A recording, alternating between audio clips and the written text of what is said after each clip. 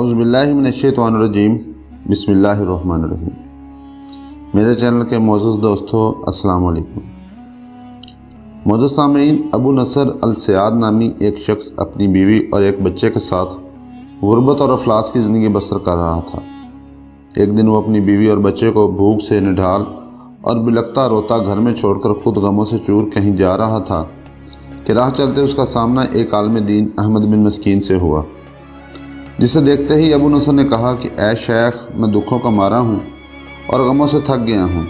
شیخ نے کہا کہ میرے پیچھے چلے آؤ، ہم دونوں سمندر پر چلتے ہیں۔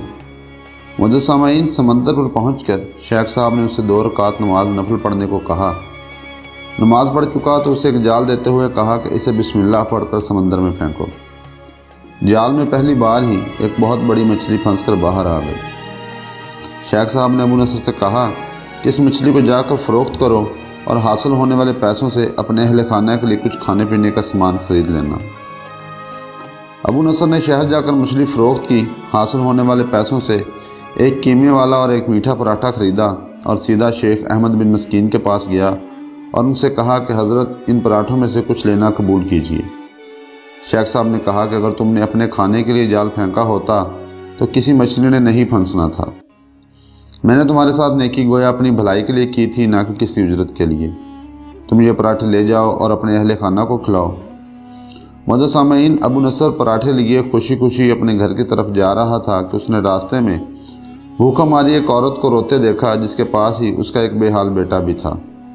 ابو نصر نے اپنے ہاتھوں میں پکڑے ہوئے پراٹھوں کو دیکھا اور اپنے آپ سے کہا کہ اس عورت اور اس کے بچے میں اور اس کے اپنے بیوی بچے میں کیا فرق ہے؟ معاملہ تو ایک جیسا ہی ہے، وہ بھی بھوکے ہیں اور یہ بھی بھوکے ہیں، پراٹھے کن کو دے؟ چنانچہ عورت کی آنکھوں کی طرف دیکھا تو اس کے بہتے آنسو نہ دیکھ سکا اور اپنا سر جھکا لیا۔ پراٹھے عورت کی طرف بڑھاتے ہوئے کہا، یہ لو، خود بھی کھاؤ اور اپنے بیٹے کو بھی کھلاؤ۔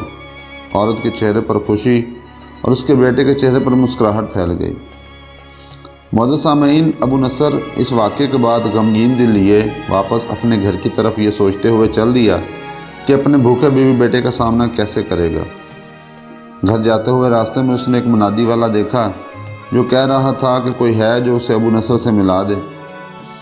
لوگوں نے منادی والے سے کہا، یہ دیکھو، یہی تو ابو نصر ہے۔ اس نے ابو نصر سے کہا کہ تیرے باپ نے میرے پاس آج سے 20 سال پہلے 30,000 درہم امانت رکھے تھے، مگر یہ نہیں بتایا تھا کہ ان پیسوں کو کیا کرنا ہے۔ جب سے تیرا باپ فوت ہوا ہے میں تجھے ڈھونڈتا پھر رہا ہوں کہ کوئی میری ملاقات تجھ سے کرا دے۔ آج جب میں نے تمہیں پا ہی لیا ہے تو یہ لو اپنے 30,000 درہم، یہ تیرے باپ کا مال ہے۔ معزز سامعین، ابو نصر کہتا ہے کہ میں بیٹھے بٹھائے امیر ہو گیا، میرے کئی کئی گھر بنے اور میری تجارت پھیلتی ہی چلی گئی۔ میں نے کبھی بھی اللہ کے نام پر دینے میں کنجوسی نہیں کی۔ ایک ہی بار میں شکرانے کے طور پر ہزار درہم صدقہ کر دیا کرتا تھا۔ مجھے اپنے آپ پر رشک آتا تھا کہ کیسے فراخ دلی سے صدقہ خیرات کرنے والا بن گیا ہوں۔ معزز سامعین، ابو نصر بیان کرتا ہے کہ ایک بار اس نے خواب دیکھا کہ حساب کتاب کا دن آن پہنچا ہے اور میدان میں ترازو نصب کر دیا گیا ہے۔ منادی کرنے والے نے آواز دی کہ ابو نصر کو لایا جائے اور اس کے گناہ و ثواب تولے جائیں۔ ابو نصر کہتا ہے کہ پلڑے میں ایک طرف میری نیکیاں اور دوسری طرف میرے گناہ رکھے گئے تو گناہوں کا پلڑا بھاری تھا۔ ابو نصر نے پوچھا، آخر کہاں گئے میرے صدقات جو میں اللہ کی راہ میں دیتا تھا؟ تو تولنے والے نے میرے صدقات نیکیوں کے پلڑے میں رکھ دیے۔ ہر ہزار درہم کے صدقہ کے نیچے نفس کی شہوت، میری خود نمائی کی خواہش اور ریاکاری کا ملمہ چڑھا ہوا تھا، جس نے ان صدقات کو روئی سے بھی زیادہ ہلکا بنا دیا تھا۔ میرے گناہوں کا پلڑا ابھی بھی بھاری تھا۔ میں رو پڑا اور کہا کہ ہائے رے، میری نجات کیسے ہوگی؟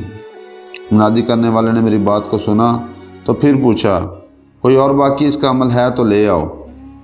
وہ کہتا ہے کہ میں نے سنا ایک فرشتہ کہہ رہا تھا، ہاں، اس کے دیے ہوئے 2 پراٹھے ہیں جو ابھی تک میزان میں نہیں رکھے گئے۔ وہ 2 پراٹھے ترازو پر رکھے گئے تو نیکیوں کا پلڑا اٹھا ضرور، مگر ابھی بھی نہ تو برابر تھا اور نہ ہی زیادہ۔ منادی کرنے والے نے پھر پوچھا، کوئی اور عمل اس کا کچھ باقی ہے تو لے آؤ۔ فرشتے نے جواب دیا، ہاں، اس کے لیے ابھی بھی کچھ باقی ہے۔ منادی والے نے پوچھا، وہ کیا؟ تو اس نے کہا کہ اس عورت کے آنسو جسے اس نے اپنے 2 پراٹھے دیے تھے۔ عورت کے آنسو نیکیوں کے پلڑے میں ڈالے گئے جن کے پہاڑ جیسے وزن نے ترازو کے نیکیوں والے پلڑے کو گناہوں کے پلڑے کے برابر لا کھڑا کر دیا۔ ابو نصر کہتا ہے کہ میرا دل خوش ہوا کہ اب میری نجات ہو جائے گی۔ منادی والے نے پوچھا، کوئی کچھ اور اس کا باقی عمل ہے کیا؟ فرشتے نے کہا، ہاں، ابھی بھی اس بچے کی مسکراہٹ کو پلڑے میں رکھنا باقی ہے جو پراٹھے لیتے ہوئے اس کے چہرے پر آئی تھی۔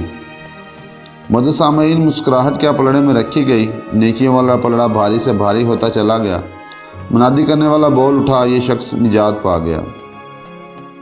ابو نصر کہتا ہے کہ میری نیند سے آنکھ کھل گئی اور میں نے اپنے آپ سے کہا کہ اے ابو نصر، آج تجھے تیرے بڑے بڑے صدقوں نے نہیں بلکہ آج تجھے تیری 2 روٹیوں نے بچا لیا۔ معزز سامعین، آخر میں ایک چھوٹی سی درخواست ہے کہ اپنے آس پاس کے سفید پوش، غریب، مزدور، بیوہ اور یتیموں کا خیال رکھیں۔